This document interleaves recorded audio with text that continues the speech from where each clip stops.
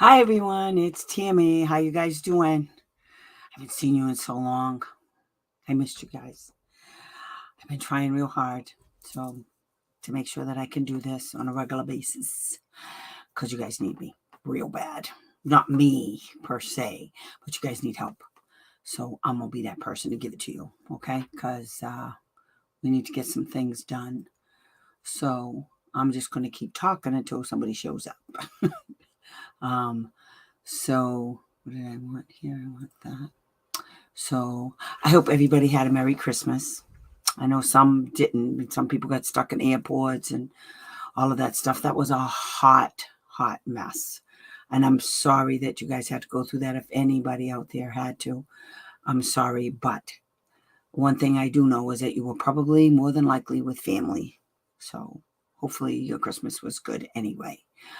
New Year's coming up. So hopefully this will be a new year for everybody. Um, Homeschools for Mom. Hey, hello, Happy New Year. Um, I hope everyone is going to be safe. Remember, it's not good out there right now, so everybody be safe. So, like I said, my name is Tammy, and I'm an advocate. And if you're new to my channel, what I do on the live shows is that I try to give you guys information that nobody's giving you. And instructions on how to get stuff done and your steps to getting there, strategies and tools. So that's what we want to do to help you guys out so that we all can have a level playing field. So we're going to be talking about a lot of stuff today and some of my plans for my channel, both the Facebook channel and the YouTube channel.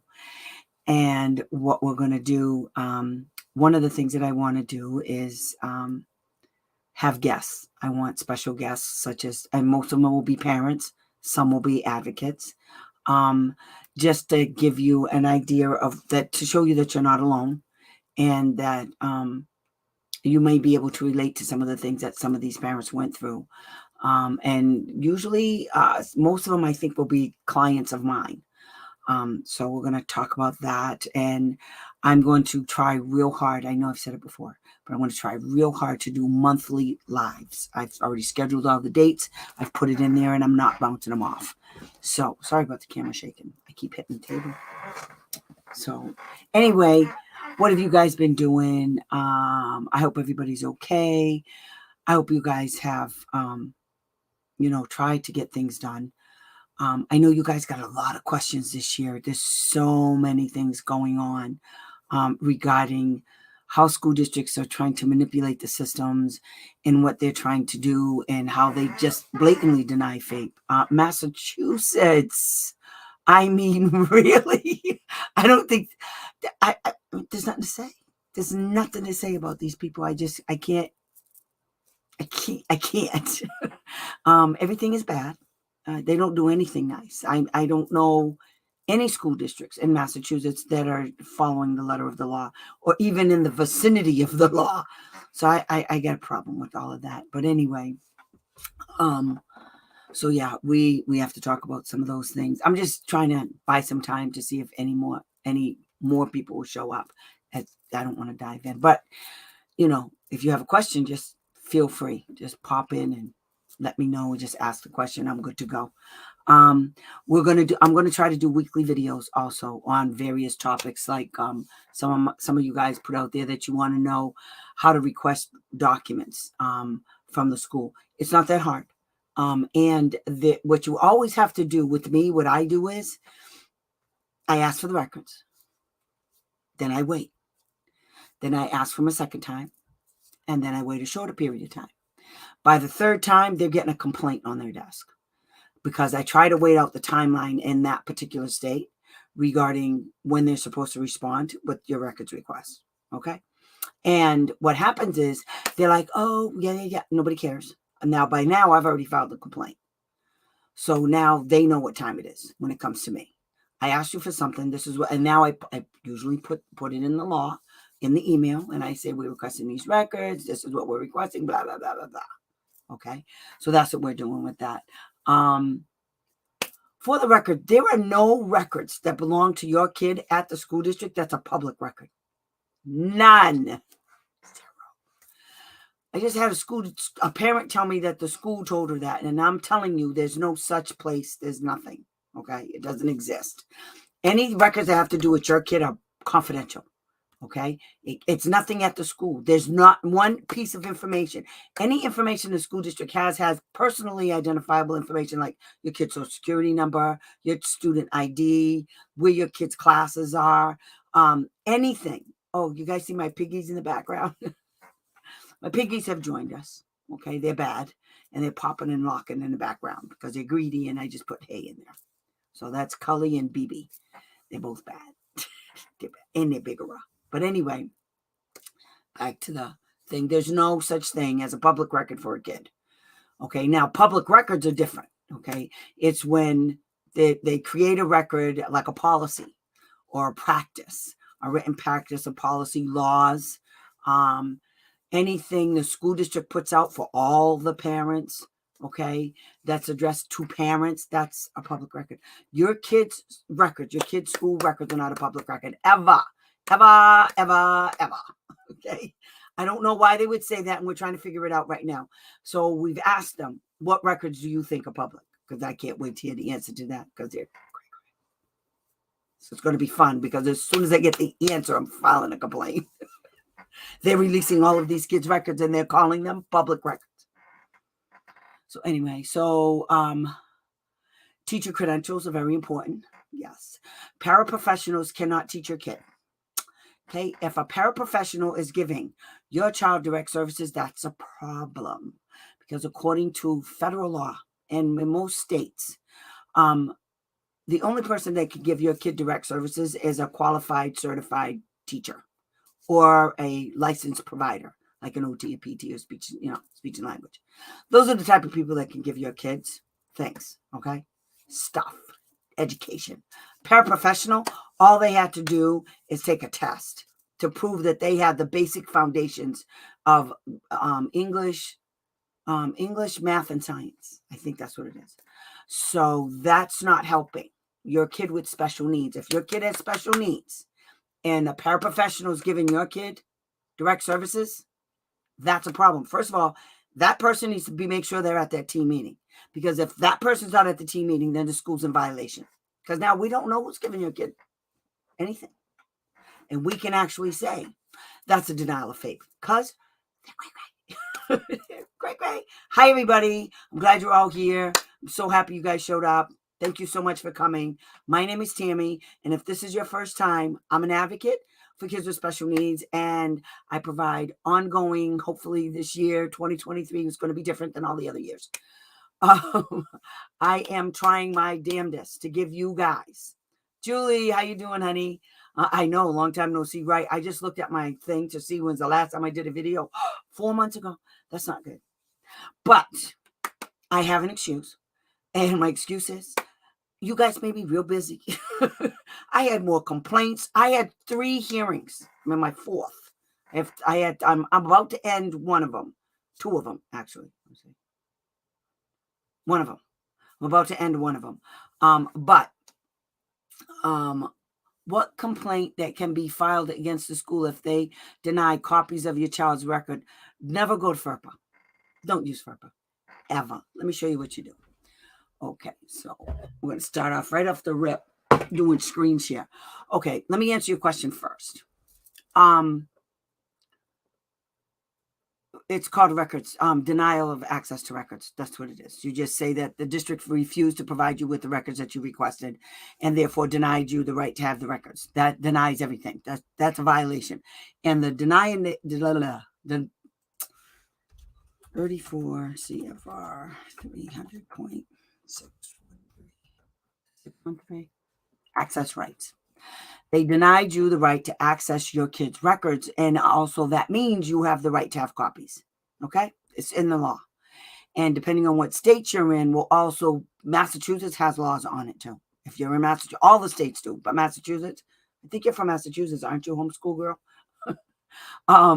Let me just, I want to, where do I say? Okay, there. Let's see if I can save it. Why is it not? Leave studio, present. Okay. Oh, here it is. Extra camera, share screen. Jesus. I just want to share the screen. There it is. Share. Okay. So now I want to make it bigger. Put me on the bottom. Okay. So see this right here? It breaks it down for you guys. Okay. I'm going to make this bigger so you guys can see it. There's zoom. How's that? Okay, good. I like that. You guys like that? Okay. So it says right here, each participating agency must permit parents to inspect and review any education records relating to their child that are collected, maintained, or used by the agency under this part. So what you would do is you would file and say that they denied you the right to access your kids' records. They denied you the right to have copies of your child's records, period. Okay. Now, you're in Texas? Yeah, they're no good for either. I don't like Texas either. Okay. The right, okay, here it is right here. See where right here? Okay. This is the law you use, okay? The right to request that the agency provide copies of the records containing the information. If failure to provide those copies would effectively prevent the parent from exercising their right to inspect or review the records. That means they have to give you copies. They have to give you the copies. Okay? Hey, Barbara. They have to give you the copies. Period. So you write a complaint, and that's all you have to do. And what you do is, okay, you break it down. So what you do is you say, on such and such a date, I requested copies of my kids' records pursuant to 34 CFR 300.13. Okay, easy peasy. And then you attach the email, and you note that they're beyond the timeline. So you give it some time. I don't know how long ago you did it, okay? But you got to give it some time. Okay. Like in Massachusetts, it's 10 days. We actually got a school district doing the same stupid shit. And what they did is, because they think everybody's dumb. I hope they're watching. But they think everybody's dumb. So what they did is the mother asked for the records. And then they said, when she asked for them again, they said, oh, we thought you wanted us to, because they asked for consent. You don't need consent to get your own kids' records. Okay. No. You only need consent. They only need to get consent if you want them to send me the records, or anybody else for that matter, a third party. Okay? That's the only reason why they need consent. If the school district is telling you that you need consent, they're full of it. The answer is you don't need consent, and I can also send you that regulation too. The only person that needs consent is if it's another okay, if it's another, I'm reading the regs.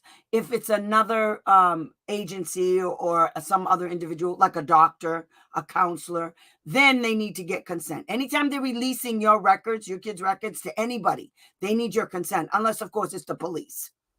You know, then they can just give it to them. How long does the school have to keep education records on the child? At least, I believe it's 7 years. Wait, I'm wrong. They have to keep the records until your kid leaves school or graduates, and they have to keep it after the kid leaves school for 7 years. So they have to keep it for the entire duration that your kid's in school, the entire duration, and then they can dispose of the records, but they have to send you a letter to tell you what they're going to do, okay? If the child is still receiving services under IDEA, how long is it? Yes, years and years. As long as your kid is at that school. It doesn't even matter if it's special ed records. It's all the records. All the records for all the children. They have to keep the records. They have to keep the records until the kid ages out of school or they graduate from school, and they can't get rid of them until 7 years after they age out or graduate. You understand?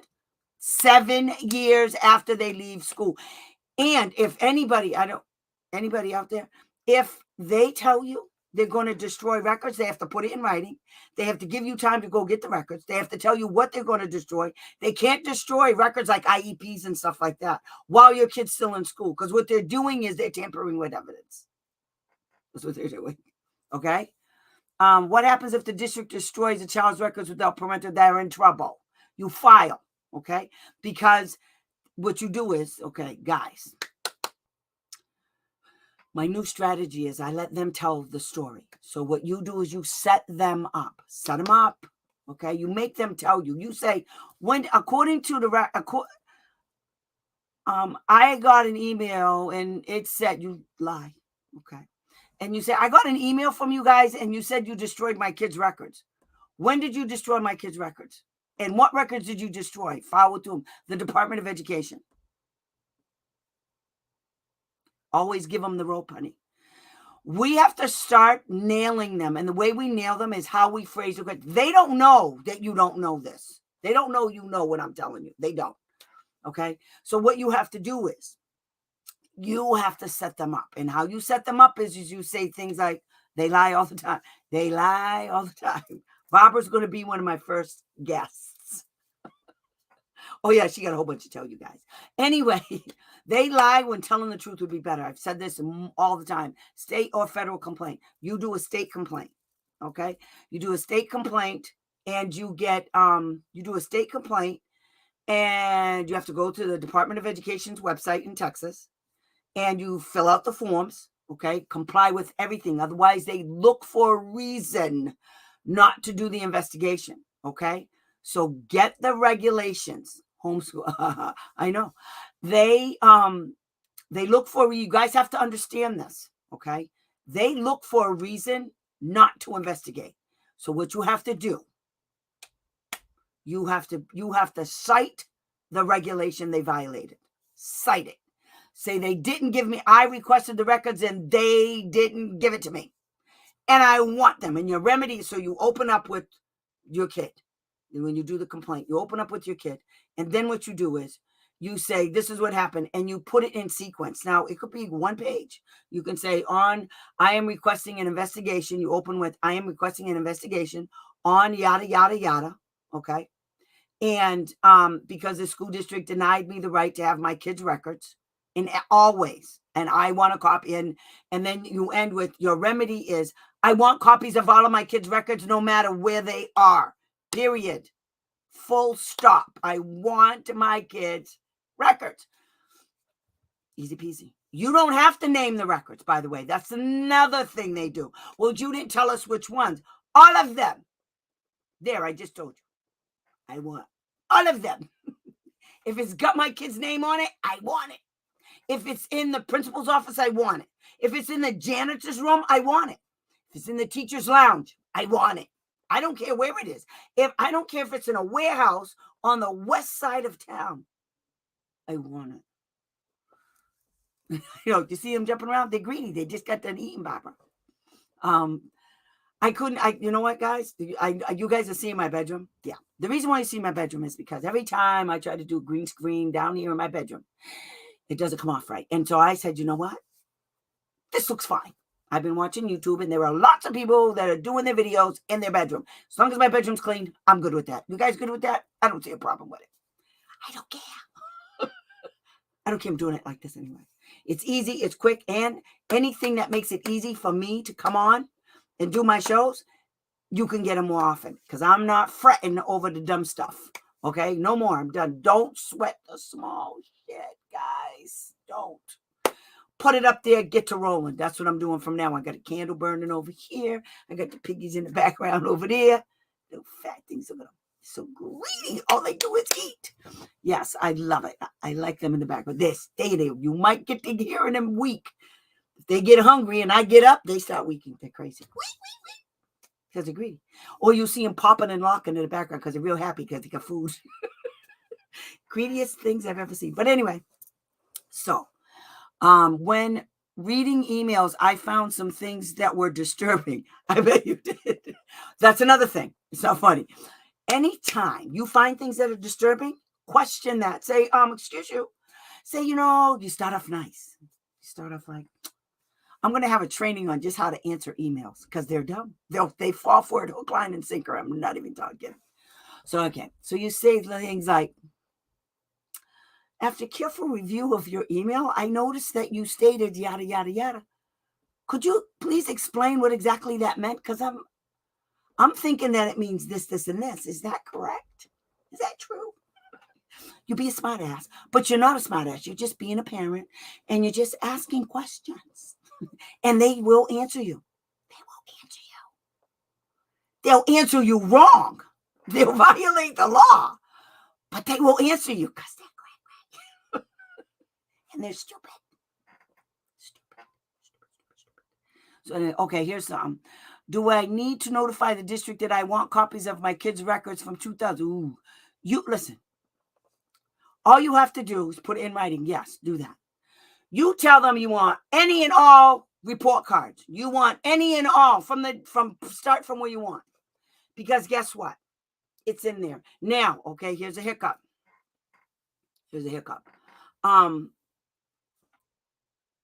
If your kid is getting free or reduced lunch, they can't charge you.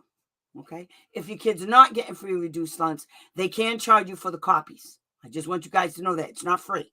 So if your kid's not getting free or reduced lunch, you're going to have to pay. But if your kid is, go for broke. Get everything. Get records on all of it. Now, when you guys get these records, go to Dollar Tree, go to the Dollar Tree 25 store and go get files, folders, go get notebooks, get you a nice 3-hole punch.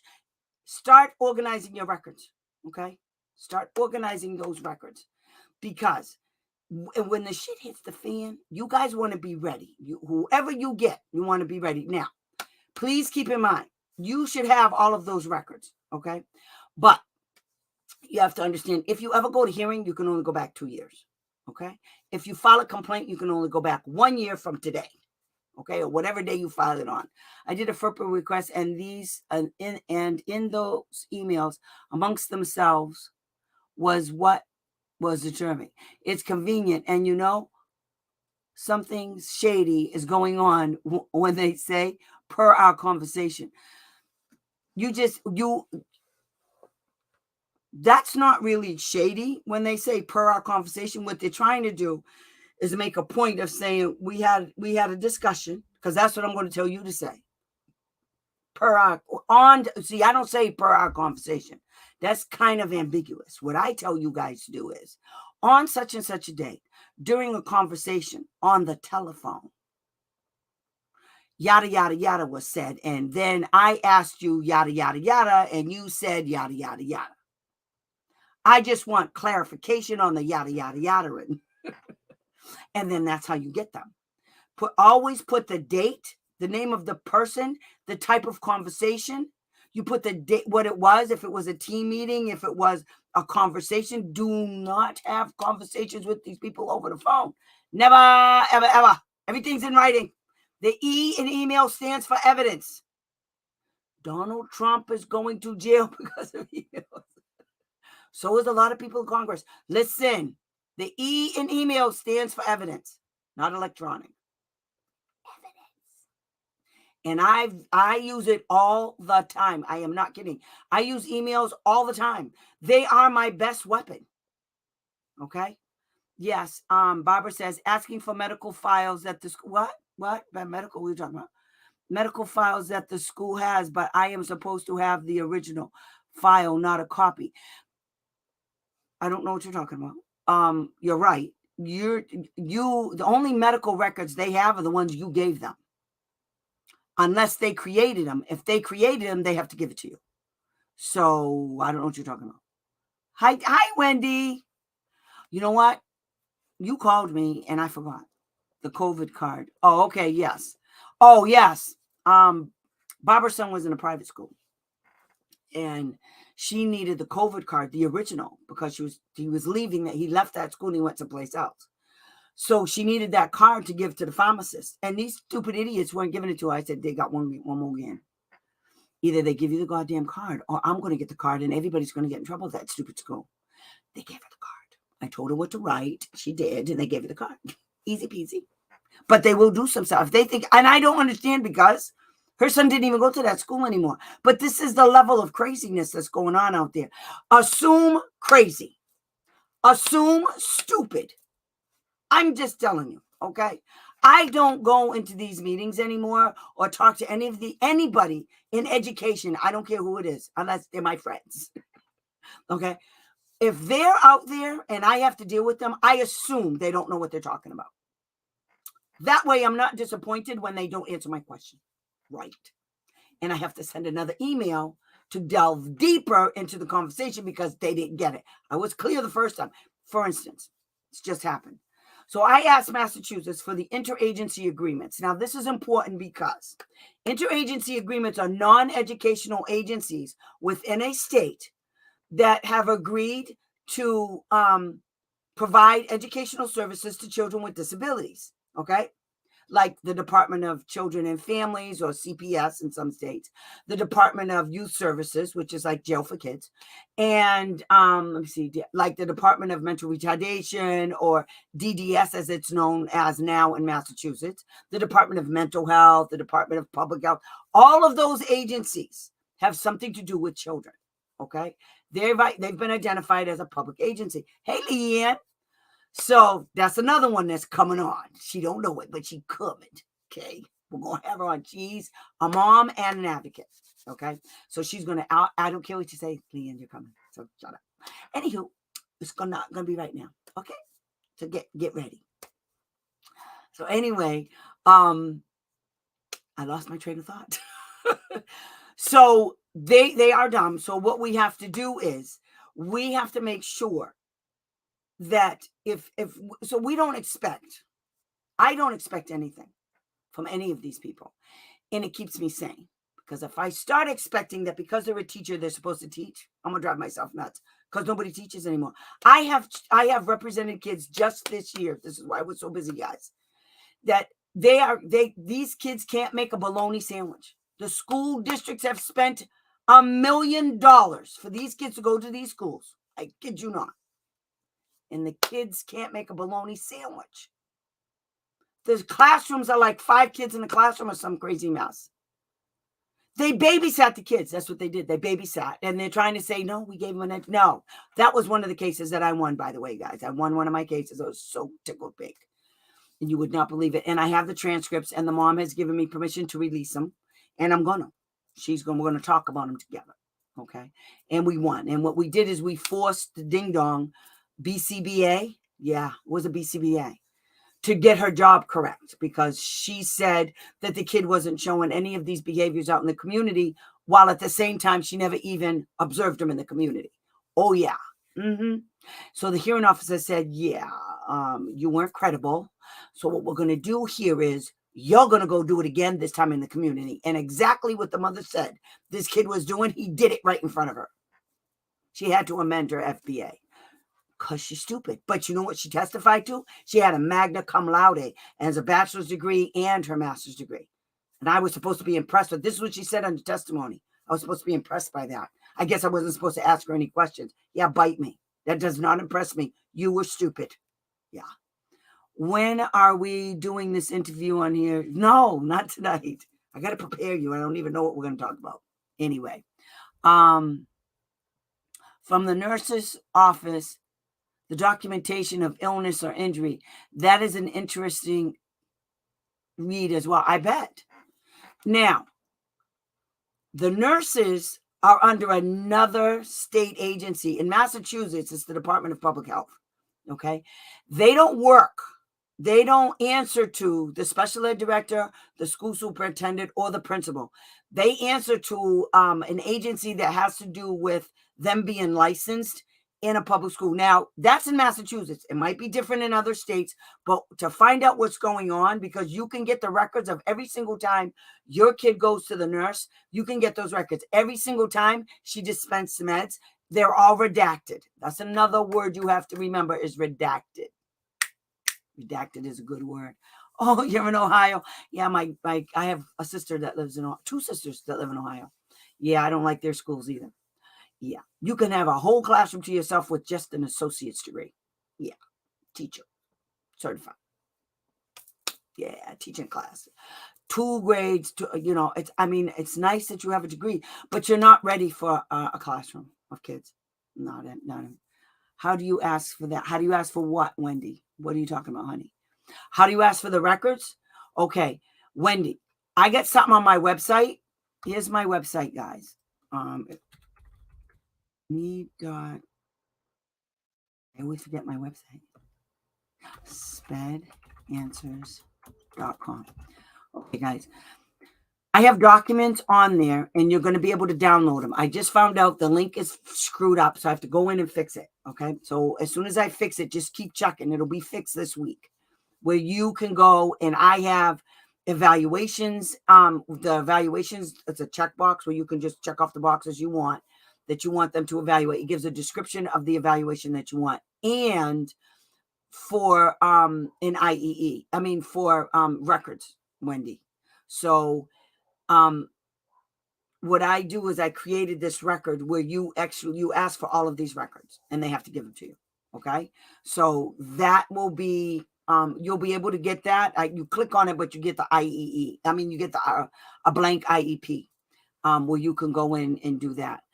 And that leads me to one of my other things that I wanted to talk to you guys about is preparing for meetings. Okay. You guys have to prepare for meetings. You can't just go to the meeting and say, well, I'm just going to listen to them. No, bull. No, you can't do none of that. Can we try to be in the live? How do you do it on my end? You're not coming in until I tell you you're coming, okay? I'm not doing it tonight. So, no. You're in there the way you're going to stay for tonight, okay, Barbara? That's what we're doing. Nothing else. You're going to have an interview. You're not doing it. I will invite you, and when I do it, there's a way that it has to be done. I'm not inviting you right now. So stop asking. Don't make me get mad at you. Okay, good girl. You're coming to start tonight, okay? I told you I'm doing the lives every month, okay? I'm going to start off doing it every month, every Thursday, 8 o'clock. That's going to be my goal. I already got the dates all set aside and everything, guys. So anyway, see my pics? They're bad as hell. Climbing all over things. Anyway, so you guys have to prepare for meetings. You can't just go walk in there, sit down, and just, my son, who is minimally verbal and autistic, will be transitioning to junior high next school year. I'm preparing for the worst. Good. That means you're going to be really prepared, okay? If he's transitioning, there should be some things going on right now where at the end of the year, like I would do 2 months, depending on how your kid is with transitioning.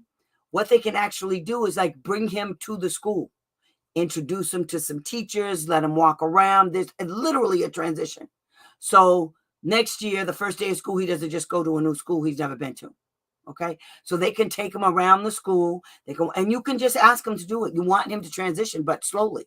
So that's part of his IEP that should be in there, that you want him, like, say, if you guys, I don't know what time of the year you guys get out of school, but you want to do it. You want to start doing it 2 months ahead of time, because what's going to happen is he's going to have summer. And if he doesn't have summer school, where's he having summer school? That could be part of his transition. If he's getting ESY, then you can make that part of it, okay? Lots of questions at meetings. I love asking questions. They hate answering questions because they don't expect anyone to question them. That's right. Leanne's right. Throws them off guard and lets them know you do your homework. Exactly. Because you guys have to understand something. They know you guys don't know. Then when you do your homework, when I say do your homework, right, this is what I mean. Get all of the evaluations, and if they send you a draft IEP, get that. You should get it 2 days before the meeting, and you need to sit down and you need to think about, what do you want different in your kid's IEP? Did your kid master the skills that's in his previous IEP? Hot news flash, guys. They can't write the same IEP for the second time in a row. So if he didn't master it, you got them. That means that IEP is not reasonably calculated. The one he's leaving, the one he's coming off, is not reasonably calculated because he didn't meet any of the goals. It was too big, or it was probably too big. Well, I was going to say it was too small, but it's not too small. It was too big. Okay. So what you have to do is you have to get a highlighter. Okay. And you guys highlight stuff you don't know the answers to, and stop. Do not be afraid. Do not think, oh, they're going to think I'm stupid. They don't think you're. It doesn't matter if they think you're stupid. I think they're stupid. That doesn't stop them from showing up at the meeting and acting dumb. It doesn't matter what those people think about you, okay? That's none of your business. Like my mother said, it's none of my business.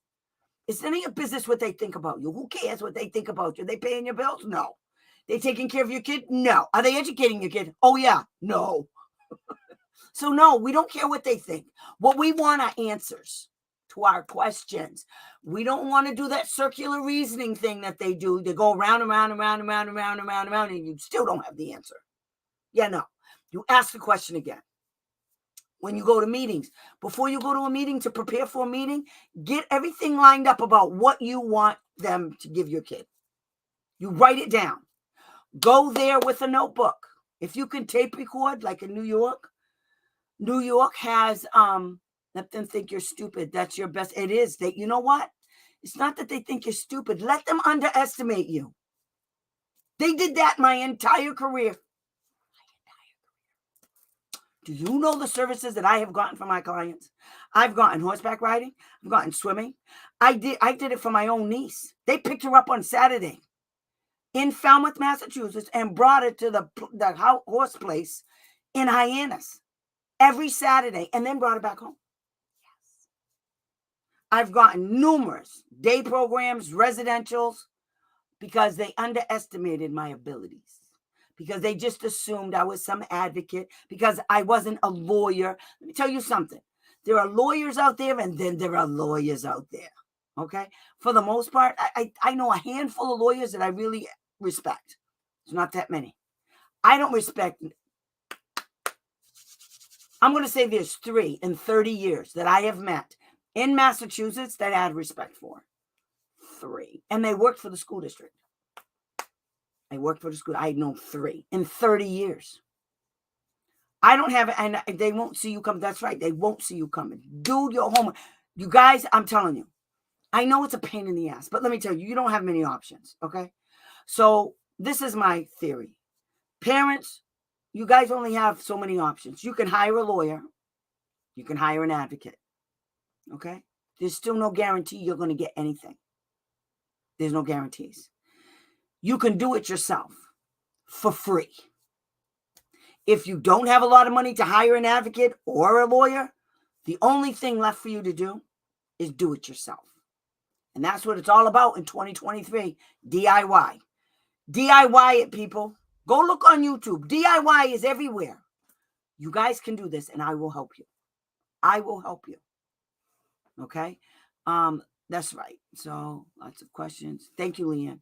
Thank you, Julie. Thank you, Barbara. Thank you, thank you, thank you. Okay. This is what we need. We need a group. Okay. Let me tell you something else. Knowledge is leverage. I'm going to actually make t-shirts and stuff, and that's what it's going to say. Knowledge is leverage. Okay. Everybody says, oh, knowledge is, what did they say? I forgot. Oh my God. Anyway, knowledge is power. Everybody says knowledge. No, knowledge is leverage. Okay. That's when they don't see you coming. Okay. And you can use that leverage. Coming in the back door is a wonderful thing. I do it all the time. I come in the back door. They don't know what I'm doing. They don't know why I'm doing it. They have no idea, because when you use other sources for information, they're screwed. Okay. If there's a way for you to go around them, but get them at the same time, do it. For instance, I can't tell you what I'm doing because they might be listening. So I can't tell you what I'm doing. But when it's all over, I'll let you know. I'll tell you what I did. But I know this. You have to use the Department of Education. You have to use other agencies. You have to use OSEP, the Office of Special Education Programs.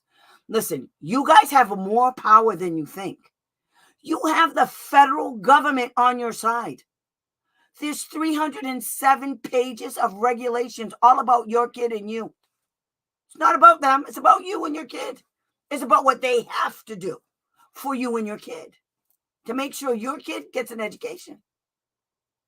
Do you understand? It's not about them. That's what I try to tell you guys. That's why it's important that you know your stuff. Don't get too caught up in the weeds, okay? And getting all in the nitty-gritty. What you want to know is this. When they didn't give me these records, how did that hurt me? You don't know. This is a new thing they're doing across the United States and basically in Massachusetts. It's this new thing, and I want to choke them out. It's called standard-based report cards. It's bull. There's no report card. That's what it means. There's no report card. So from kindergarten to 6th grade, these kids don't get report cards in some schools in Massachusetts. I kid you not. There's no report card. So there's no means of figuring out exactly where these kids are, performance level. But they just keep moving them along. like they passed something. I literally was in a meeting and I asked them, how do you know the kid passed or failed? We don't. What do you want? They asked me. Are you looking for a letter grade? I said, I'm looking for anything you have to prove that you taught this kid something somewhere someday. What did you teach this kid? What? Where is it? Where is it? They didn't have it. There's no there. And they admitted, oh no, we don't do letter grades. Do you do percentages? No, we don't do that. Do you do pass or fail? No, we don't do that. So you don't do anything. This is in Massachusetts. This is a workaround for them to go around IDEA. Because one of the things a parent has a right to know is what their kid's current level of performance is during the school year. What did the kid accomplish? What did the kid didn't accomplish? Okay. Now, how about child find? How does that fit into your little scheme of things, you little weirdos? How does that even, how does that compute in your brains? So you don't know what the kid is doing. Well, isn't that convenient?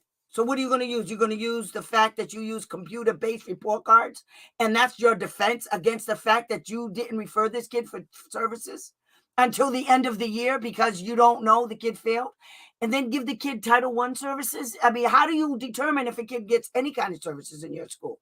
How? How do you know if the kid passed or failed if you don't grade them? What's in the teacher's record book? The grade book, what's in it? Not the pages and pages of air. So guess what? I'm coming in the back door. So I put it to the state. What is your requirements for report cards? And here's the thing. The state never approved this. Yeah. State never approved this standard-based stupidness, okay? And it's just a way of getting around. It's like they want all of our kids to be stupid like them. And then saw that he was, okay. We do progress reports for grades. What? We do progress reports for grades. They're doing the same thing. And then saw that he was on the honor roll on a report card. All of that's bad. You don't get, okay, you told me two things. You don't get report cards, you get progress reports. The report cards are supposed to come out when the progress reports come out. You guys have to look up your own laws. What I need you guys to do is every single parent out there who has a kid with a disability, you guys need to get the student handbook from your district. There are things in there that you guys can use that you don't know about. I'm telling you, it's in there. They talk about report cards. They talk about progress reports. They talk about discipline. It talks about everything in the student handbook. Do you know how many times I used the student handbook against a school district? In one. Do you know how many times? Because when you violate your own student handbook, that's real bad. You can't violate your own regs. You guys created this nonsense, and then you violated it? Okay. So, let them think you're stupid. That's your best weapon when you come back at them with the verbal bitch slap. That's what I'm talking about. I forgot to read that part. Thank you. So, yes. Let me see, what's another thing? So that's how you get the records, okay? So, Wendy, you're going to go on my thing and you're going to get it. Now, one of the things that I want to do this year is I want to create groups where, like if you wanted to come, I'm going to have a special, a closed group. What's the word I'm looking for? Workshop. I'm going to have a closed group workshop where it's going to be a particular subject. Or I can also do what I was thinking about doing is like gathering a group of parents who have similar issues. And then you guys can all talk and I can like facilitate the meeting where you guys are all bouncing ideas off of each other, or we just sit and talk about, like, I can tell you guys what to do. So to be more like a consult for a group of parents, a small group of parents, not a big giant one, but a small group of parents. That's another one of my aids. Let me know if you guys think that's a good idea, because I'd love to do it. Where we could do it monthly. My goal is to just this. This is what I want to do. I want to do this and make these kind of things all day long. That's all I want to do. And Afghans, all kinds of stuff. That's what I want to do. I don't want to do team meetings. I don't like them because I get mad. And I don't just get mad. I don't get mad. I get like ballistic. I mean, I get crazy because it pisses me off that they say the things they say and I think it's okay. And then I go and now the case that was this big is now this big. And I don't have the time. I have a phone call to Ohio and OSEP about progress reports and report cards and how report cards never reflect what my kids are doing. File a complaint. Don't phone call these people. Listen, guys. Filing a complaint is cost effective and effective, time effective as well. In 60 days, you can get your answer. The more complaints you file, the better at it you get. Okay? You start learning things. Like when I file a complaint, I showed somebody one of my complaints and they died laughing. It was 232 pages. My complaint itself was like 3 pages. I attached over 200 pages of documents, 229 pages of evidence to prove that they did this. This is what you have to do. You don't just put it on a piece of paper and say, on such and such a date, they did it. You got to prove it. Everything has to be proven. Listen, facts, law, evidence. The 3s. You need the 3s. Facts, law, and evidence. I don't care what you think. This is not a giant team meeting, okay? You need facts, law, and evidence. You want to win, that's what you need. You need to know the laws. You need to know where to go get them, okay? Here's where the laws lay. Let me show you where they are, guys. Wait, I do this. This is where the laws live, okay? So, where's the present? Oh, stupid.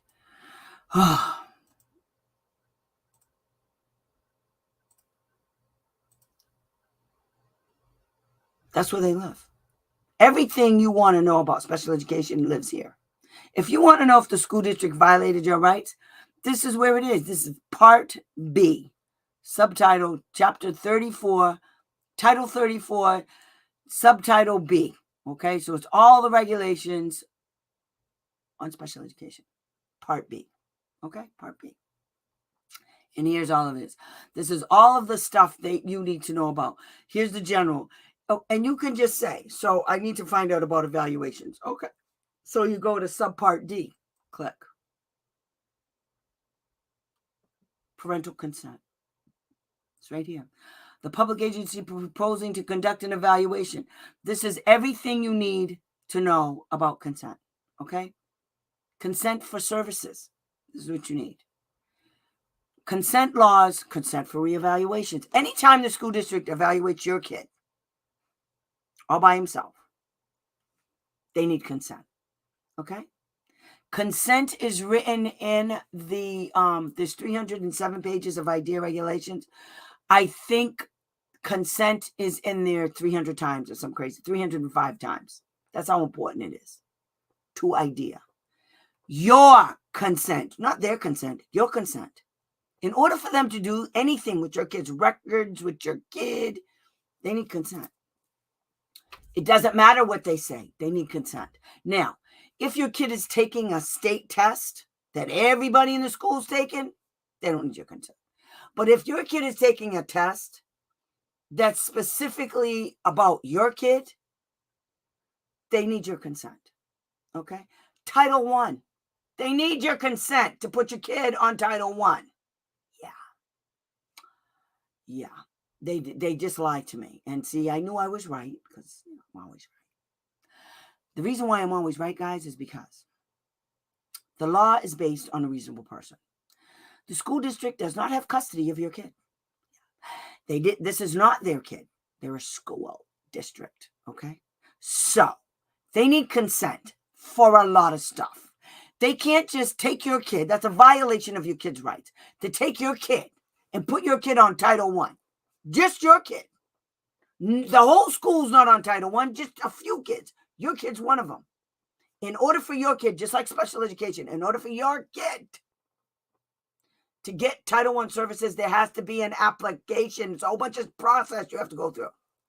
And I got it. I know where it is. I hate people. This is why I work from home.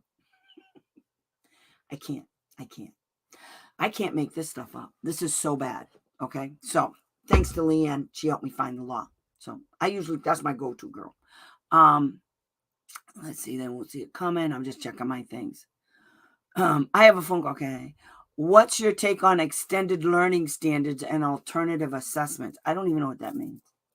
Extended learning standards? That's something that sounds like they made up where you live. There's no such thing. There's extended assessments. Okay. And there's alternative assessments, but that's statewide.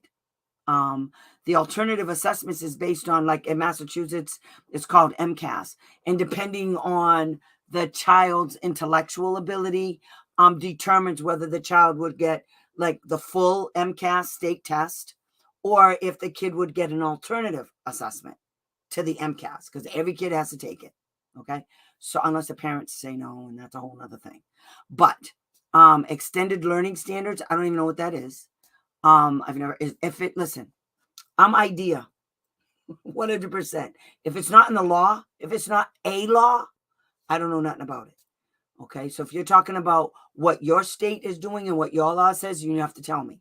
And then I can look at it. I don't know what that means. Extended learning standards, extended what? Day programs, extended school day. I don't know what extended learning standards mean. It sounds like something your state may have concocted that doesn't make any sense. And listen, guys, just because a state is doing something doesn't mean it's right. Do you know how many times state have gotten busted by OSEP for using practices that are in complete violation and inconsistent with OSEP's regulations? Do you have any idea? All the time they get in trouble. Modified curriculum. Depends. Okay. Modified curriculum. It depends on the kid. When you modify the curriculum, if you modify it too much, now there is no curriculum. It's just bad. But it also depends on the kid and where that kid is intellectually. Sometimes it does have to be modified in order for that kid to access the general curriculum. It is what it is. Now, you have to be careful. I stay away from modifying content in an IEP. The methodology is I address, and performance criteria, but content, no. It just depends on where that kid is. And for me, like, I represent kids all over the spectrum. I mean, everywhere, all kinds of kids. It depends on the disability. It depends for me. As an advocate, I think I may have done it twice. And it's because of the kids' intellectual levels. And that's why it had to be modified. And a lot of those kids were in private schools. I got them out and I put them in a private school. Well, unbeknownst to me, private schools are babysitters. The kid should have stayed right there. And I actually put one kid in there for safety. But for all intents and purposes, just leave. If you're in Massachusetts, leave your kids in the public school. I'm telling you. Or just put them in a different school, but don't think for one blessed second that putting your kid in a private school means your kid's going to get any kind of education, because I have documentation that I have been given permission from parents to release to the general public and anybody else I want. And it's coming down the pike. I'm just waiting for this shit to resolve. When it's done, everybody's screwed. I'm telling you, it's all bad. Everything. Okay. Or news to you. News is what we're using. I'll email. No, don't email me nothing. No. My email is full. I believe you. I don't need to look at it. That's something the state made up or the school district made up. And that means it's not technically sound. And you have to go look at, IDEA has something in there about the type of programs that have to be used. They have to be evidence-based, for one thing. So they can't, let me just look up here, see if I can find something. IDEA evidence-based.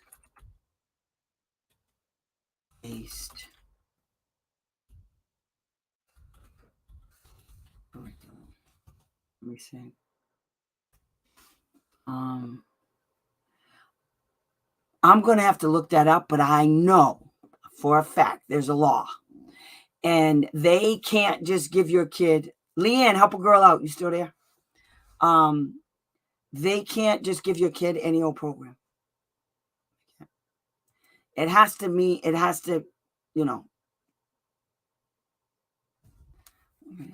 I'm trying to think of what it is. Let's see if I can just do evidence-based.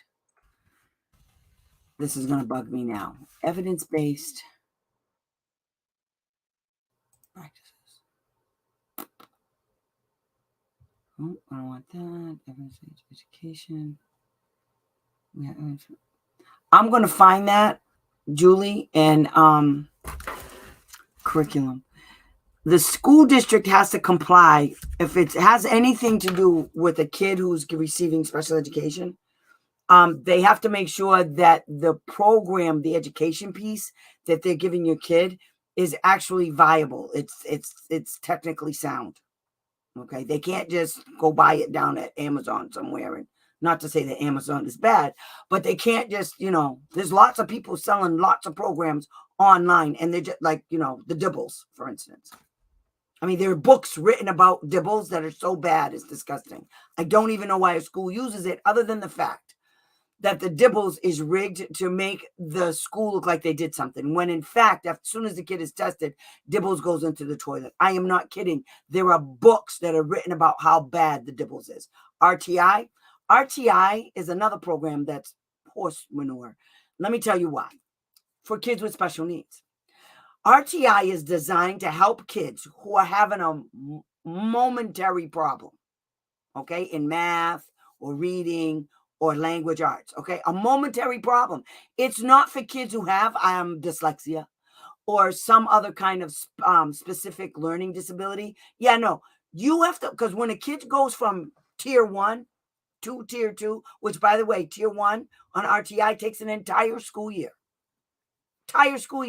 By the time they get to the point where, we're going to make a decision about we should put you on tier 2, that's when they should make sure that they refer your kid for special education. Do not allow a school district to put your kid on tier 2 of RTI, period. It's nonsense. If your kid failed RTI on tier 1, your kid is guaranteed going to fail it on tier 2 and 3. Now that's 3 years down the toilet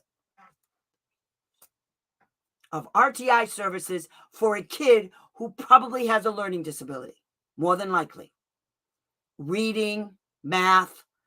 What you need to do, as soon as they talk to you about RTI, you immediately tell them that you want your kid tested for special education services. You want to know if your kid is a student with a disability. Put it in writing, go to my website, download the thing for a request for an evaluation. It's right on there. You can click on it. Because the RTI is junk. I don't even know why the OSEP agrees to it. I don't know why. Because OSEP, even after all the stuff they said about using RTI, they turned around and also said in a letter that they are aware that school districts across the nation is using RTI to work around special education. There's actually an OSEP letter, and I can get you that too. Okay. How do I find out? What is it? How do you find out where on RTI? How do you find out if you're on RTI? Now, the new thing is they're using an RTI model. It's RTI. RTI. If it walks like an elephant, talks like an elephant, it's an elephant. It's RTI. So you just ask them, what tier? Here's a good way. Just ask them, what tier is my son on? Then you'll know you're on RTI. Because they're stupid. And in order for them to put you on RTI, they actually have to get your permission. They had to sit down. We had to discuss it. They have to tell you all about RTI. They don't do none of that because they don't care. They think they're all of that in a bag of chips. So just send them an email. Say, I was wondering, could you tell me what tier my son is on? Everybody, if you think your kid is on RTI, that's all you have to do. You say, what tier? And as soon as they say your kid's on tier 2, you say, so when did my kid even get on tier 1? When did this all happen? Could you send me the paperwork on when you told me you put my kid on RTI model or anything? Could you send me that paperwork? Because I don't remember. I must have misplaced it. That's the kind of shit you say. Oh, you know what? I must have misplaced that. Could you just send me, hey, Kelly girl, is tier 1 the general classroom instruction? No, it's RTI. Tier 1 is not. No. Tier 1 is like they do those stupid reading things. Wait a minute, let me find out. I'll go get it for you. RTI Tier 1. Okay, so over here, and I'll put you over here, and then we'll do share. Share. Okay, here it comes. I don't know why I keep doing this wrong.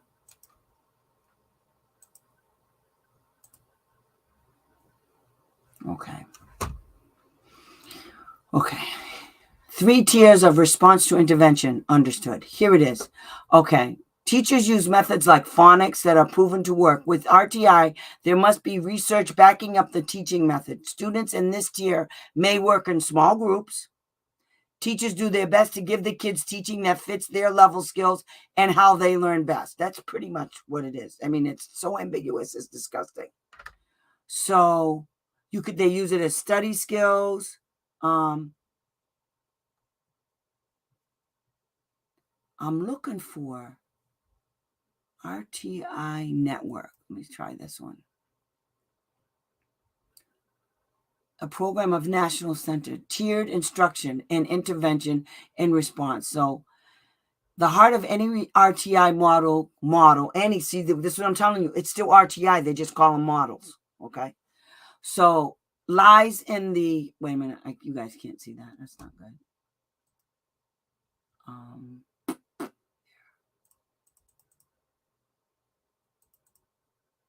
Okay. Lies in the use of the tiered instructional process. Okay. I hope this is answering you, girl. Although the assessment components of RTI, universal screening and progress monitoring. So one of the things you have to ask them is, what are they using to monitor? Because I just found out these people are using the dibbles to monitor. Are essential elements of implementation. It is the instruction that occurs as a function of the outcomes of the assessment that truly drives the change we hope to see in students who have, okay, it doesn't say anything so far. Whole bunch of words on a piece of paper. Tiered instruction represents a model in which the instruction delivered to a student varies on several dimensions that are related to the nature and severity of the student's difficulties. That doesn't make any sense. It's stupid. Typically, RTI models consist of 3 tiers of instructional process, although some models discuss an additional 4th tier. Good, so now we got 4 years the kid's not getting special ed. So these kids, they have identified, for the record, okay, what they're saying here is that the school district has identified kids who are having difficulties, severe difficulties. They've identified them. They're not referring them to special ed. Okay. At tier 1, consider the key component of tiered instruction. All students receive instruction within an evidence-based, scientifically researched core program. They don't tell you what that is, though, do they? No. Let's see, maybe they do. Usually, the Tier 1 instructional program is synonymous with the core reading or math curriculum that is basically aligned with state standards. This doesn't make any sense. What they're saying is your kid is getting the same thing all the other kids, but they're calling it a model. So far, they haven't given me any information. Sweet baby Moochie, could that be? Yeah, no, it can't be anymore. Other than that being a blank piece of paper. The intent of the core program is the delivery of high-quality instructional. You know who wrote this? I guarantee you. It's the inventors of RTI. Could guarantee. This is all hype. That's all this is. So far, they haven't told you anything, huh? Schools spend significant amounts of time and money and personnel to make sure that Tier 1 core. What does Tier 1 consist of? What? So far, nothing. They haven't told me about the reading program. They haven't told me about what books they read. They haven't told me how they're read. They don't tell me how many minutes. They don't tell me anything. Well, is the reading program broken down? Is it just reading? Is it math? Is it English language arts? What is it?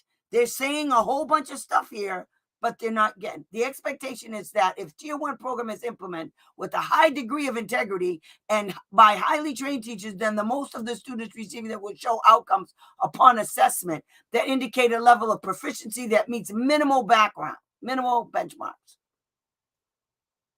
Many who advocate for RTI models indicate that around 75 to 80% of children should theoretically. That means they don't have any documentation. There's no studies for this. They don't have any studies that prove that 75 to 80% of children should be expected to reach successful levels of competency. In what? This is why I hate RTI. In many schools in which we are working, we see levels of around 50 to 70 in the early years. What do you mean? And you know what they're basing it on? Their assessments of RTI. So RTI created the RTI, and then they created the assessment to measure whether or not RTI is working. That's not how you do a study. I know, because I had to take that course in college. None of this makes any sense. This is stupid. Okay, so maybe here we go. To the core program at tier 1 to be sufficient for some students, the level of instruction is not successful in helping them achieve the minimal levels of expected competency. All children receive tier 1 instruction, but those children in need of supplemental intervention receive additional instruction at tier 2. All of this right here that I just read, this whole thing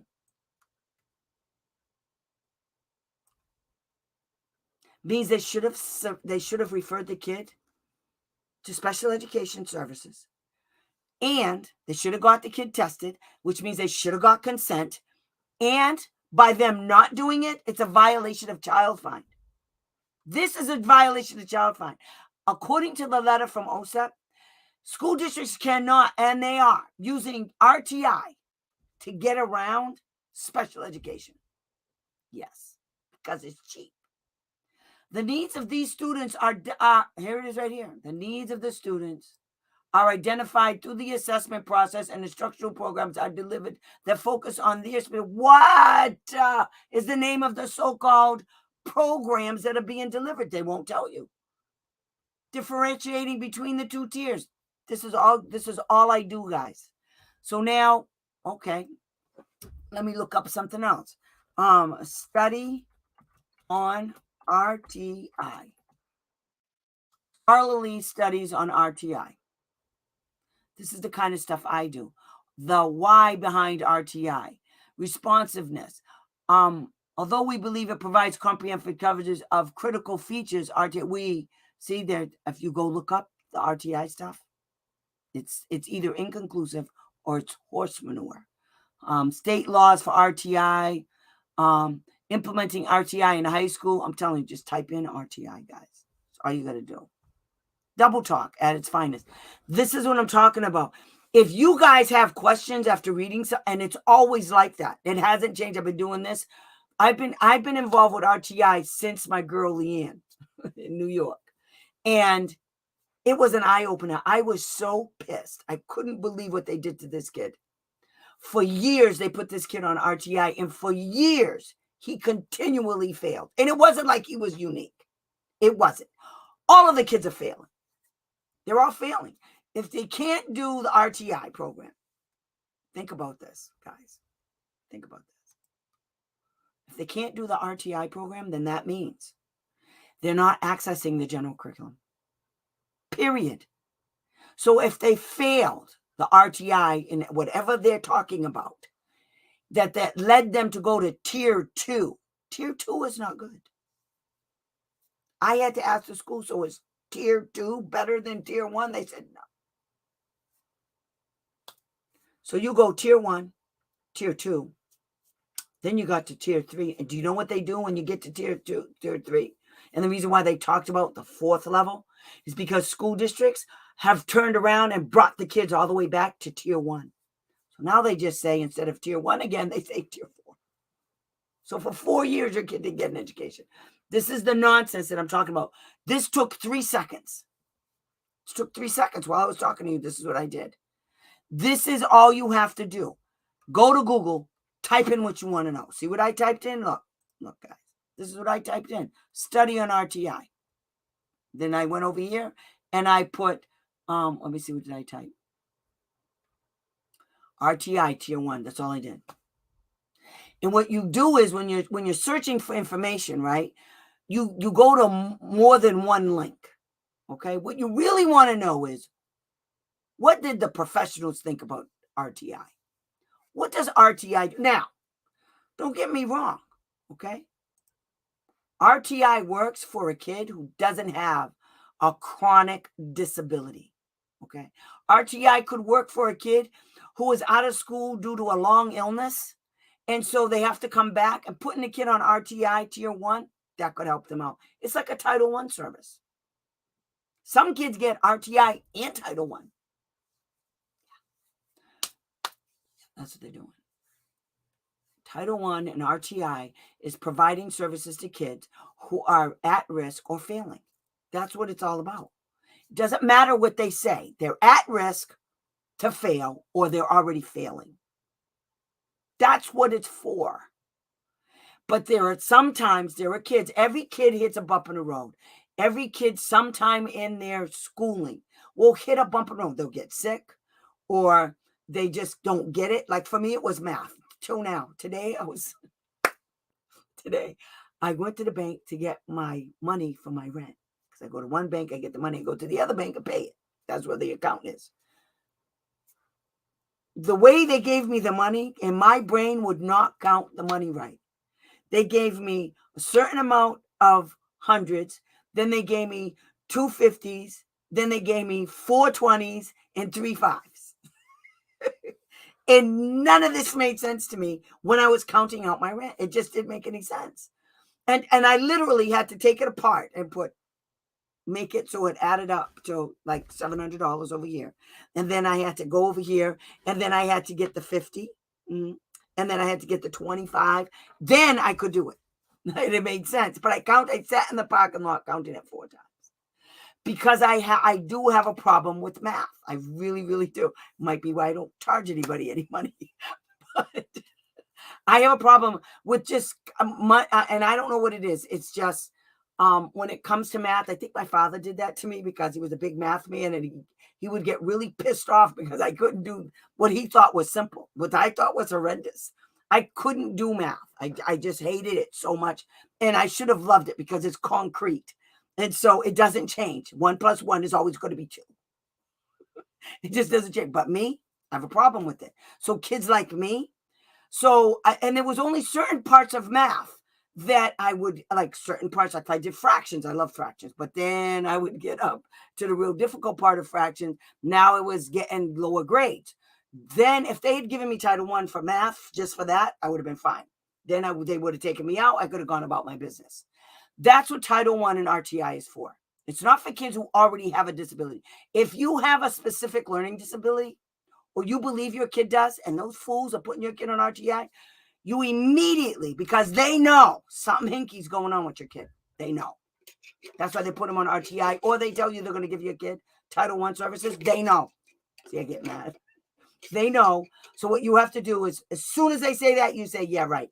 No, I'm not interested in RTI or Title I. What I want you to do is I want you to do an evaluation in all of those areas. I want to know if my kid has, a disability. And what I would do, I would find out if your insurance covers an independent and go get it done while the school district is doing theirs. Don't even tell them. Don't tell them. Just go do it. You don't need an independent evaluation funded by the school district. Because let me tell you why. Let me tell you why I don't really push the issue for independence. Because even if the school district pays for an independent evaluation after they did their evaluation and you won them and they said, yeah, we'll pay for it. First of all, they're going to put all kinds of contingencies, which is a violation. But if you don't know, they're going to get away with it. So they can't impose any restrictions, limitations, or anything, okay, on you getting an independent if they're funding it. That's just number one. Number two, so even if they comply with all of the laws and they actually get pay for an independent fee. Let me tell you what they're going to do. All they have to do under the law is consider it. Why bother going through all that drama? Let me tell you what works for me. What I did is, when the school district, when I told the school district I want the kid tested, and I told them all the areas I want the kid tested. I described everything and the areas of concern for me, for my kid. Then I told the mother, come on, what? We're going to go get your kid. I need you to call Mass General, Boston Medical, any of these major hospitals, and put your kid on a list to get a neuropsych done, funded by your insurance. Most insurances will pay for them. Or you pay for it and get it done. But get it done. Don't rely on them. They're liars. I can punch holes in almost all of their evaluations. I can punch holes because, for instance, sometimes I had school guidance counselors actually write in their evaluation that they didn't do a specific subtest of, let's say, it's called the RTI's worthless. Yes, it is. It's just a piece of doo-doo. It's only good for kids who don't have a disability. But first, if they're referring your kid to RTI, for all intents and purposes, they're referring your kid for special education. They just don't want to pay for it. So what you do is go get your kid tested. Go get them tested by an outsider. Now they're screwed. When the first thing they're going to say is, well, we have the right to test too. Go test. Give me the consent form. Give me the consent form, because there's no way you're beating this. You don't have anybody here to beat this. I don't care what you say. I have this independent, because let me tell you something. You never go to a hearing without your own testing. Otherwise, you're only relying on theirs. And let me tell you something. The hearing officer listens to all of their nonsense, okay? They're testing, because guess what? You didn't give the hearing officer any other testing to rely on. You doing this? Yeah, but no. Facts, law, evidence. That's what you have to go to a hearing with. And it doesn't matter. I don't care, because you're not going to win. You need facts, law, and evidence. And then you need questions to ask that particular person about their evaluation. And you punch holes in it. And it's not that hard. It's not that hard to punch holes in their evaluations. And that's another thing. You guys can do a lot of this stuff. If you guys do what I tell you to do, you can do it yourself. You don't need an advocate. You need an advocate to train you. You need somebody to train you how to do this yourself. I'm telling you. Most of the people that I deal with do not have the extra money to pay an advocate to go and do this. And I mean, I'm a good advocate and I don't charge a lot of money, but I'm telling you, this is hard work doing this. And it takes up an exorbitant amount of, there were times this year that I went to bed and I literally dreamed about my clients and all the cray-cray that's going on behind it. I was so pissed off all the time. And that's the other thing. It makes me angry. And I told you that before, but I'm angry all the time. And I can't, at my age, be angry all the time. And so I've decided that I'm going to do it like this. And I will fight for you. I will help you guys do it. I will write the emails for you. But you're going to have to dip into your pockets. You're going to have to help a girl out. Okay? And to help you guys out, that's what I got to tell you guys about. I am going to be posting my products that I make, and they're going to be for sale, and they're not going to be expensive. I'm telling you right now. And the money that I raise is going to go in part for parents to go and get, the things that they need for their kid to help them out. I'm hoping to sell a lot, because you guys need a lot of money. So that's the goal for me. And that's going to be part of how I help you guys. But you got to help a girl out. But anyway, let's see, Wendy, what about dyslexia texting? Can they say no because of IQ? No. What they're trying to tell you then, Wendy, is that your kid can only have one disability. That's what they used to say about kids with autism. That's why you got to go someplace else and get the testing done. So if you believe your kid has dyslexia, then you need to tell them there's a certain test that can be done. And they have to do it. Because see, what you guys don't understand is when you request testing done on your kid. These are your concerns. Okay, these are your concerns. So what you put in writing is, Ohio just recently updated its dyslexia screening process. You can't do screenings. That's illegal. You can't do a screening, okay, and say the kid doesn't have it. Yeah, that's a violation. Okay, you can't do any screening to determine whether or not a kid has a disability. Absolutely. This is the kind of stuff that happens in Ohio all the time. They're cray. You cannot do a screening. Let me show you. Show you what it says. Here's the law. Here's the law. Now, if I can remember it, it would be nice. Is it 34 CFR 300 point? Oh, what it is? No. 34.172. Oops, I did it wrong. Wait a minute, guys. 34 CFR 300.172.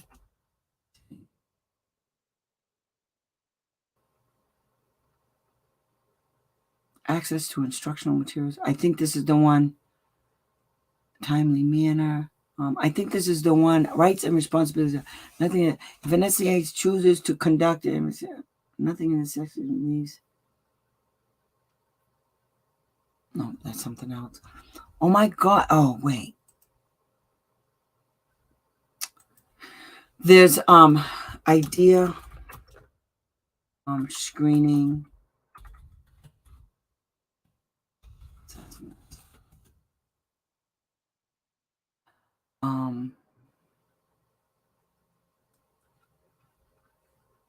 Regulation.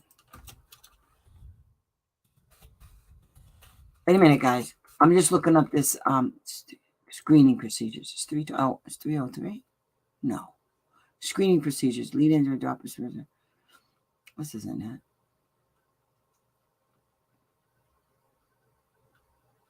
You cannot use a screening instrument. Where is it? I can't. I hate that. CFR 300.172. Access to instructional. Oh, is that what that is? I think I just found the other question regarding using educational materials. Prepare most delivery files, assistive technology definitions. But there's a law that I can't find that says idea. You cannot use a screening tool to determine instructional how to teach, to provide instruction to students. Screening to provide instruction. 302. That's it. Knew I'd find it. Knew there was a 2 in there somewhere. Okay, here. So do this again. Okay. Screening for instructional purposes is not an evaluation, which means if the school district uses a screening tool, any screening tool, okay? Now, what they can do is use a screening tool in conjunction with other technically sound instruments. You see, a screening tool is not a technically sound instrument, okay? The screening of a student by a teacher or a specialist to determine appropriate instructional strategies for curriculum implementation shall not be considered an evaluation for eligibility for special education related services. And this is the important part of this whole sentence. They cannot say that based on a screening, your kid is not eligible for special education. That is not the determining factor. You know what determines it? The WISC-5, the Wyatt-3, the Woodcock-Johnson, okay? Those are technically sound instruments, okay? You cannot say that they determined that based on the DIBELS or RTI models, that your kid does not meet the criteria for is not first of all, it's not an evaluation. And so you can't use it to determine eligibility. It's a screening. Do you know how many times when I don't know if a school district writes down if I see instruments used, I look them all up to find out if there's screening tools. Because the school district will use that in conjunction with something else, okay? There are screening tools that schools use all the time, but they usually use them in conjunction with. But they can't say. They can use it only just what the law says, to determine appropriate instructional strategies for curriculum implementation, okay? But that's because you're using it with something else, with other assessments, okay, that support exactly what the screening is coming up. All of these assessments support each other. That's okay to do, to help them develop, a curriculum implementation for your kid. It's like writing a goal. That's okay to do. You can't use it to determine eligibility for special education. You cannot use a screening tool for that, okay? When I was in Ohio, I had a lot of problems with their whole dyslexia bullshit. It doesn't matter. I don't care nothing about their guidebook. Better say something about the federal government. Okay? There's no guidebook. You just get tested. There's no guide. I don't know whether it's a dyslexia guidebook. Wait, show. I don't know what this is doing. See if I can find it. Hide. Wait. I'll have to look that up. But that's just for school people to use. This is what you do when a kid has dyslexia. I mean, you have to have a program for dyslexic students. You have to write goals and objectives. You have an IEP. If a kid has dyslexia, the kid belongs on an IEP. Let me show you how I know this.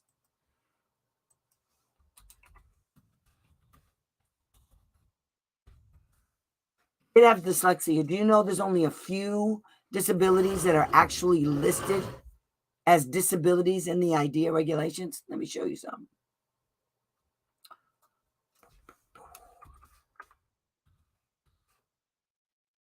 There it is. Oh, you guys can't see it. I'm getting all cocky. You guys can't even see it. Okay. So let me show you. Can you see it? Look where it is. It's right here. Dyslexia. Where is that? Dyslexia. This is under specific learning disability. It's only one of a few actual disabilities that are listed under the IDEA. For instance, speech or language impairment. It's 3 sentences. Okay. Traumatic brain injury.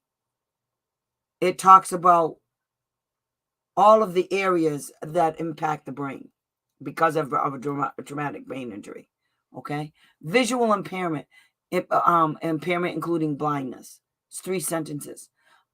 Disordered, not included. Okay, that's 1 and 2 of specific. Other health impairment. It's so vague, it's unbelievable, but it's clear it's due to chronic or acute health problems such as asthma. This is another one that I love. Attention deficit disorder or hyperactivity disorder, diabetes, epilepsy. There's not, I guess one of the ones that I always talk about is autism is actually listed as one all by itself. Autism. It's literally autism. That's a disability. Deaf and blindness. Social emotional disturbance. Have you guys ever seen the DSM-5? It's like this thing with social emotional disorders like schizophrenia. Of course, autism is in there. There's lots and lots and lots and lots and lots of psychological disorders. The DSM-5 is the Diagnostic Statistical Manual, number 5. Now, the reason why that's important is because the only way they can determine whether or not your kid has an emotional disturbance is if they use the DSM-5. Okay? The DSM-5 is crazy. Oh, yeah, it's real crazy. Yeah, it's nuts. But you don't have to read. You have to know, Julie, what to read. Like, there's only certain parts of the DSM-5 you want to use. That's why I'm talking about. Don't go into the weeds, you guys. When you're reading this stuff, you really need to know the part that talks about your kid, the kid that you are dealing with. You don't have to go into the weeds. You don't. And here's the thing. This is why I'm saying this, Julie, because those school people don't give a shit about what you said. About, well, in the DSM-5, yada, yada, yada. The DSM-5 is for you to understand. This is how the disability impacts the kid. And so what you read about are the symptoms and how it could hinder progress for your kid. There's certain sections under each category of a disability that talks specifically about how a disability impacts how a person functions, or limitations. There's certain sections. Those are the sections you want to look at in the DSM-5 when it comes to advocacy for kids with disabilities. I only use it for my personal. So when I go to team meetings, I don't have it there. But every now and then I got to let them know. You know, you do realize this is in the DSM-5, right? Do you guys even know what the DSM-5 is? The school psychologist should know. Everybody should have, if you're in school, if you work for a school and you're the school psychologist or anything to do with psychology, you should have that on your desk. You should have it on your, right. I used to work 20 plus years in the, yeah, see, that's what I'm talking about. It is crazy.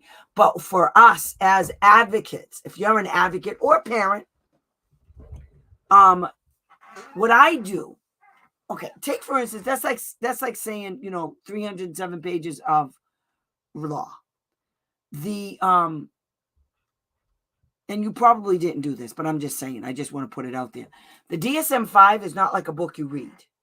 It's a book you go and you use as a resource to read about a specific disability, okay? And it's all about the brain injury disorders up here, okay? Emotional, all that stuff.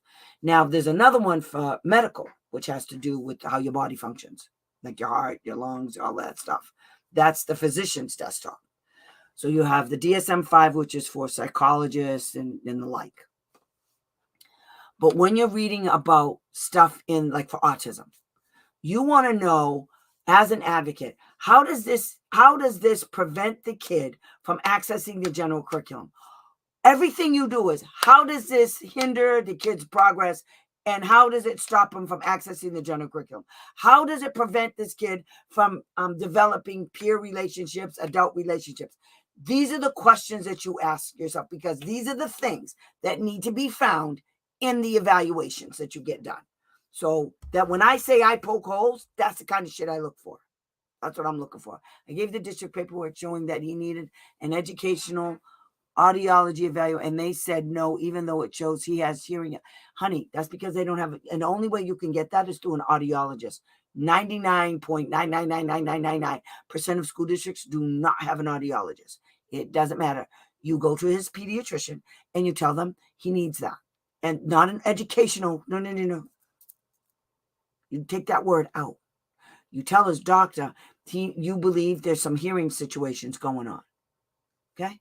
So he needs an audiologist. He needs an audiological evaluation.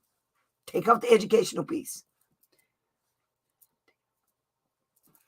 And then the doctor will give you the okay to go get it done. Because only an audiologist can do that. Okay? And most schools, I mean, there's a machine, all kinds of shit. Yeah. So that's what I'm talking about. You gotta learn. There's a technique. And if you guys stick with me, I will show you how to work it. I'm telling you, I'll show you how to work it. Because there's certain words you can use, certain words you don't. There's certain way you say stuff, and then there's the other way, like me.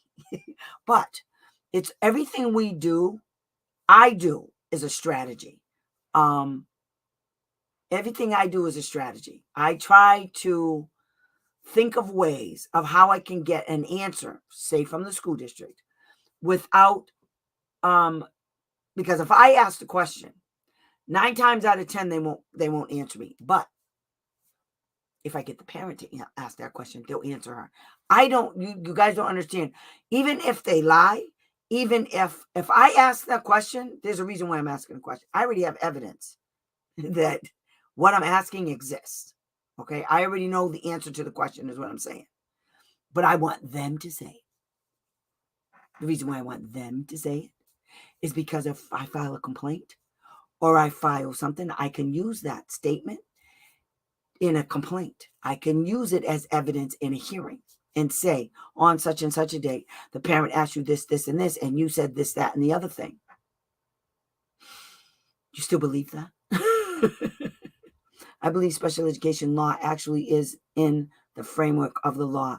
It is under specific learning disabilities. I don't know what you're talking about. I believe the law is, yeah, but it depends on, the law is funny. Okay. The law doesn't talk about a guide for dyslexia. There's no federal law that talks about a guide. What states do is they create their own guides. The Massachusetts has lots of guides, and that's wonderful. And sometimes they're really good. The problem is the schools aren't implementing them, and that's bad. Like I said, what you need is the student handbook. You need stuff like that. I'm not saying it's, what I'm saying is you have to be careful, because just because a state created that doesn't mean it's right. And it doesn't mean it's for everybody. And it doesn't even mean it's a guide. That's what I want you to understand. It's a guide, which means it's not written in stone. And the only thing, like it says about dyslexia, is what I showed you under federal law, that it is a disability. So if the kid has been diagnosed with dyslexia, then the school district has to, first of all, determine eligibility, which he does meet the criteria because it actually says dyslexia. Schools don't like to do dyslexia because dyslexia is hard, just like autism is hard. That's why they don't want to do it. And it costs money. Okay, most kids with dyslexia have a hard time reading. I mean, everything, straight across the board. And these programs, like the Orton Gillingham or the Wilson or the Tillian or any of these things, cost a lot of money, and the people have to be trained in order for the kid to actually make progress in that. And all of these programs, they can't, it's another thing, guys, when schools are using programs, they don't get to change how the developer wants you to use the program. That's a violation. It actually says that in the law too. It's a violation. I actually got a school on that, where I contacted the developer. It's called the AFOS, the Assessment of Functional Living Skills. It's 6 books all about functional living. And what it does is you answer questions, and then at the end it tells you where the kid is. Okay, current performance level. And so the school district decided they were going to make it all complicated.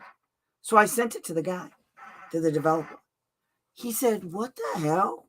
He said, "I don't even understand what this is." I said, "That's your AFOS." He said, "This isn't my AFOS."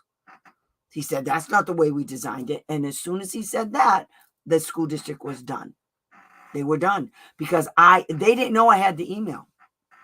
But see, that's the kind of stuff I do. I contact people all the time.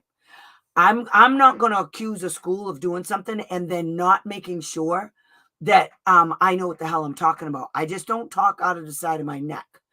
I go and find out information. I get the information I need. And then when the time comes, when I set the school district up, I let them have it. I show them the emails from the developer. I show them the emails from OSEP. I show them what things say. And I can't make this up. And they're stupid.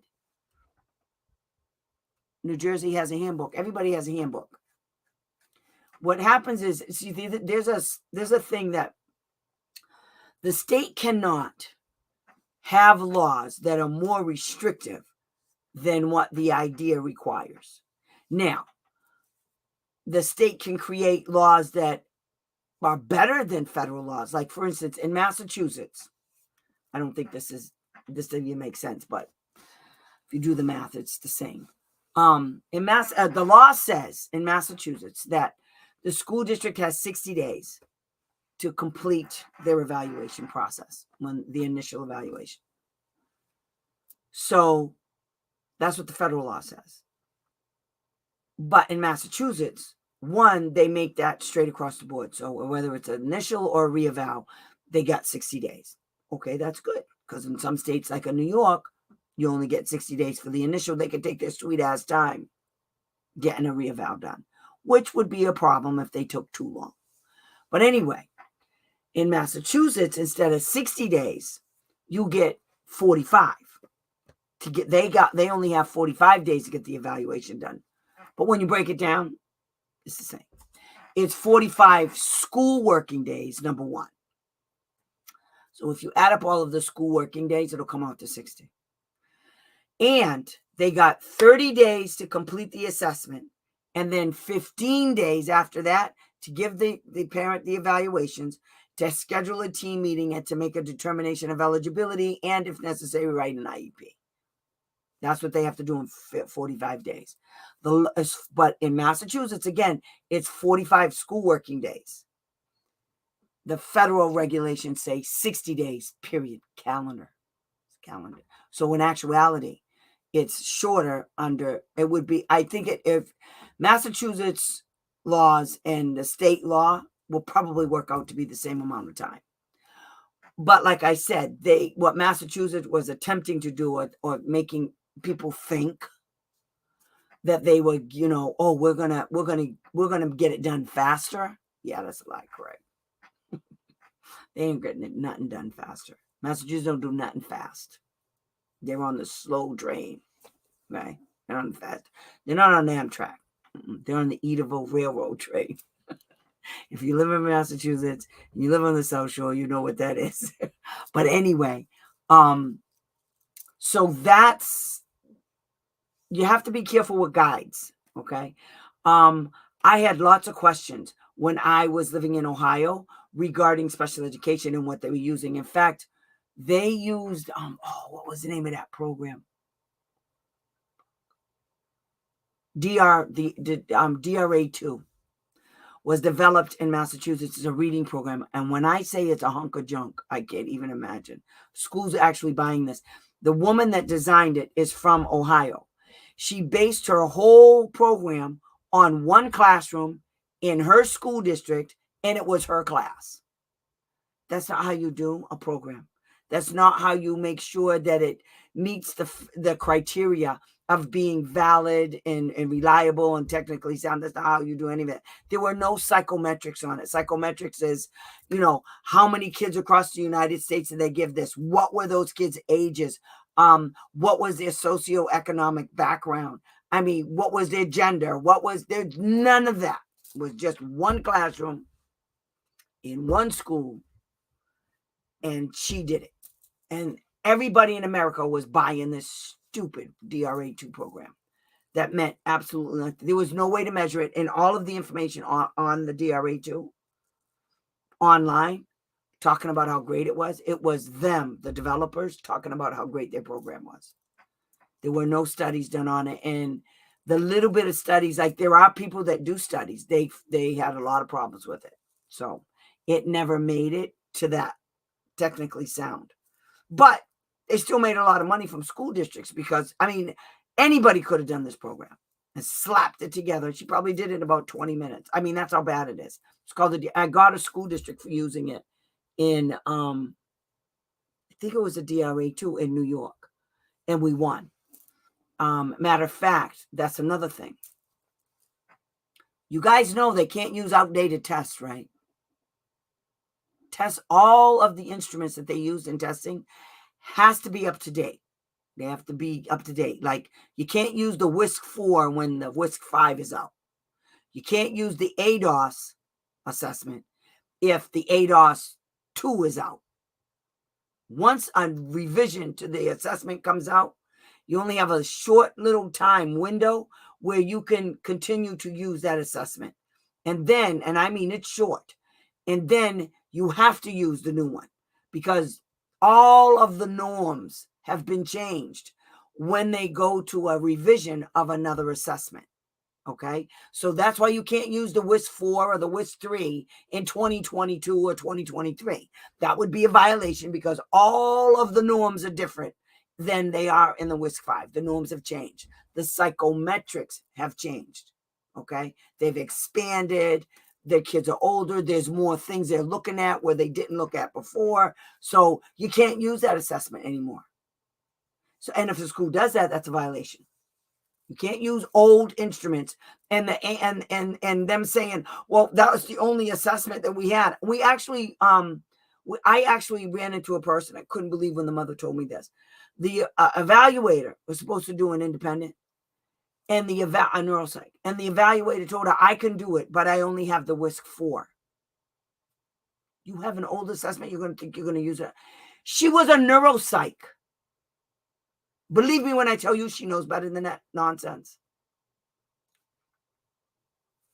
So anyway, so we got 15 minutes left. And so I want to thank you all for coming. I know it's been crazy, and I know I've neglected you guys. I'm not going to neglect you anymore. Now that I'm comfortable doing it like this, I don't even care about a green screen and none of that nonsense. I got plenty of lighting, everything good.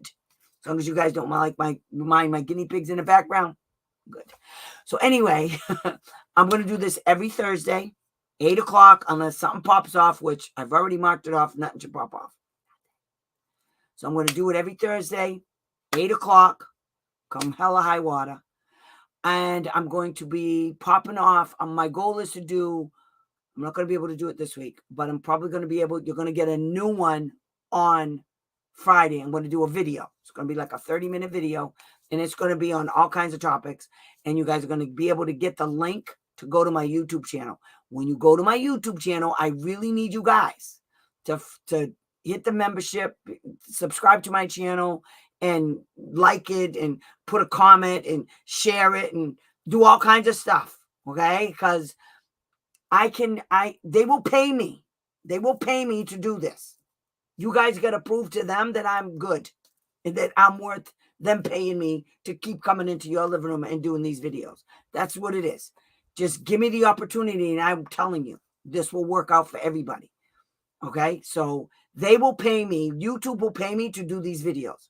But you guys got to tell them that I'm good enough for you to pay, for them to pay me. Otherwise, they're not going to pay me. And then I can't do weeklies. But my goal is to do weekly uploads of all kinds of special education things. I'm going to give you guys lots of information. I'm going to do a lot. Cool. I'm going to be on live with Tammy. You're so stupid, Barbara. Yes, you are. Okay, because you're crazy. What are their names? What are who names, honey? I don't know what you're talking about. What are their names, Wendy? I lost you. I passed it along on my group page. Thank you so much. I'm telling you, if you guys do this, there's stuff coming down the pike, because this is really all I want to do with my life. I want to do this and make stuff. I want everybody say hi to my dad. That's him. He passed away in 2020, and that's what I got of him. Those are his pajamas and a teddy bear.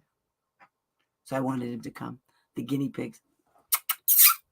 You see a hawk? I got a black one and one that's white with stuff. The black one hates it when I pick her up. I don't like her. I feed her way too much for her to try to run from me all the time. I don't like it.